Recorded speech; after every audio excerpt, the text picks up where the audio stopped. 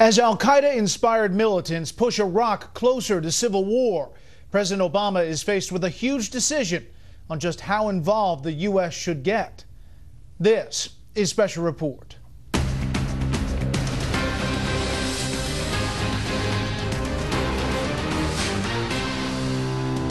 Good evening, I'm Brett Baer. Islamist extremists are rising up with a vengeance in Iraq tonight, 2 years after the U.S. withdrew its troops from the war-torn country. Described by some as a more radical version of Al-Qaeda, these extremists are on the move to Baghdad. Now the Iraqis are asking for help from the U.S. again. We have Fox team coverage tonight. Jennifer Griffin's at the Pentagon looking at the options for the U.S. in Iraq. But we begin with Chief White House correspondent Ed Henry on the extremely sensitive subject of new involvement on an old battlefield. Good evening, Ed. Good evening, Brett. As Iraq headed closer to imploding today, it was the vice president, not the president, who picked up the phone and called the Iraqi prime minister a short time ago. He pledged that the U.S. is going to step up its security support for Iraq, but exactly what form that will take is unclear.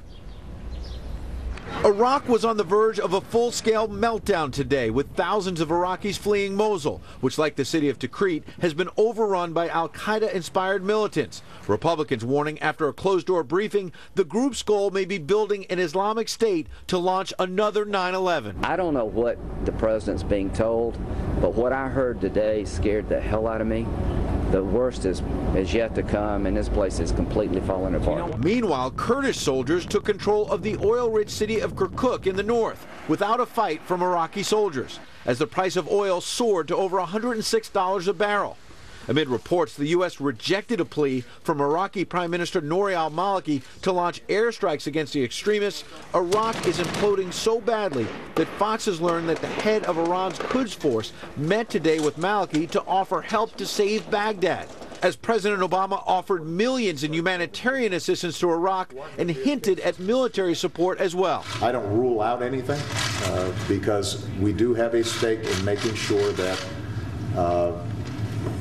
these jihadists are not getting a permanent foothold in either Iraq or Syria, for that matter. Aides quickly clarified the president is not contemplating sending U.S. ground troops, as Republicans blasted him for not moving quicker. It's not like we haven't seen over the last 5 or 6 months these terrorists moving in, taking control of western Iraq. Now they've taken control of Mosul. They're 100 miles from Baghdad. And what's the president doing? Taking a nap. In his defense, the president said the military cannot be everywhere at all times. Instead, he pushed a counterterrorism partnership fund he first unveiled in a West Point speech. Giving us the capacity to extend our reach without sending U.S. troops to play whack-a-mole wherever there ends up being a problem. Except the president's top advisors have repeatedly touted the withdrawal from Iraq as a success. I think it's going to be one of the great achievements of this administration. Today, Republican Mitt Romney told Fox some of the slogans from 2012 have not exactly panned out. In Iraq, failing to get a status of forces agreement so that we could have a group of 10 to 15,000 soldiers there, all these decisions made in the past puts us in a very difficult position now, frankly, with very poor options. Congresswoman Nancy Pelosi said the Bush administration took the nation to war on a false premise, so the U.S. should stay out. And now the violence continues. So I don't think this is our responsibility. Republican John McCain countered that after so much American sacrifice, the president has to act, but should first shake up his war cabinet. Get a new national security team in place. You have been ill-served by the national security team and the decisions that you have in place now and the decisions that you made. Now, the president actually has the authority to launch airstrikes or even a ground war in Iraq without going to Congress. That's because the original 2002 use of force authorization never expired, so it's still technically right now in effect. Brett? Ed Henry live on the North Lawn. Ed, thank you. Stocks were down today. The Dow lost 110. The S&P 500 was off 14.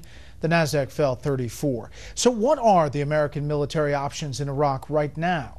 National security correspondent Jennifer Griffin has that part of the story from the Pentagon tonight.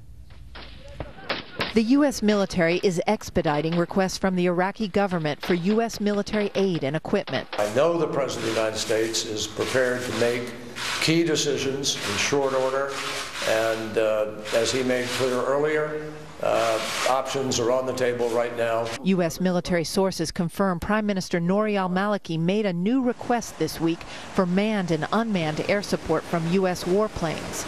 Pentagon planners are now furiously mapping out military options for the president. This is for the Iraqi security forces and the Iraqi government to deal with. Military critics say after U.S. troops left 2 years ago, Maliki weakened his own military, many of whom were seen today laying down their arms. He began to systematically purge his military commanders, battalion, brigade, division commanders, all who participated in the success of the surge, fought side by side with Americans. He replaced them with cronies and hacks. The Pentagon points to what military assistance the U.S. has already given to the Iraqi government, $15 billion of military hardware since 2005. To include Hellfire missiles, Apache helicopter sales moving forward, and I think later this fall we're still on track for the delivery of 2 F-16s. We're certainly in touch with Iraqi leadership as much as possible here. But the U.S. military trainers who were teaching the Iraqi Air Force how to fly those F-16s were evacuated today from their base in Balad, north of Baghdad. Congress is now reviewing an additional $1 billion in arms and equipment,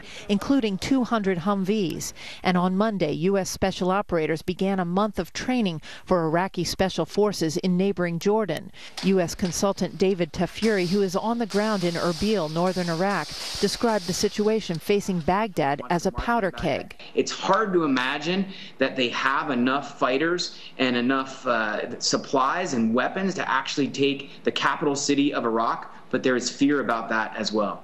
Few in the Pentagon think that the U.S. airstrikes will make a difference. Drones can only carry a few Hellfire missiles, and U.S. fighter planes would require intelligence on the ground. Again, the White House is ruling out putting U.S. boots on the ground. Brett.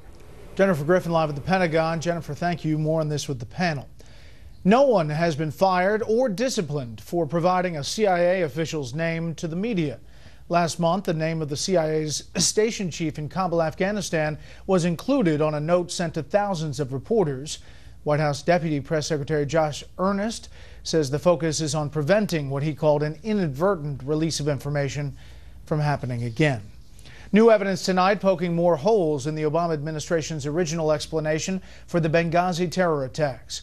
Chief Intelligence Correspondent Catherine Herridge is here with the specifics. Good evening, Catherine. Well, thank you, Brett. Counterterrorism and congressional sources have confirmed to Fox News new details about a targeting memo drawn up by the Defense Department's Africa Command, known as AFRICOM, that was sent to the State Department as the best available intelligence in the early morning hours of September 14th, 2012. 2 days before then UN Ambassador Susan Rice's Sunday Show appearances, and nearly a day before presidential aide Ben Rhodes' email that blamed a video and not a policy failure for the Benghazi terrorist attack. The memo identified 11 suspects, 4 connected to the Al-Qaeda affiliate in North Africa known as AQIM, and 7 connected to Ansar al-Sharia, a group with Al-Qaeda ties.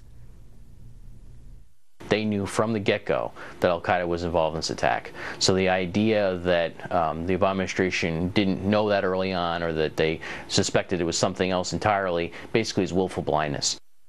In her new book, Mrs. Clinton claims the administration made new information available as soon as they got it, and writes, quote, "Every step of the way, whenever something new was learned, it was quickly shared with Congress and the American people.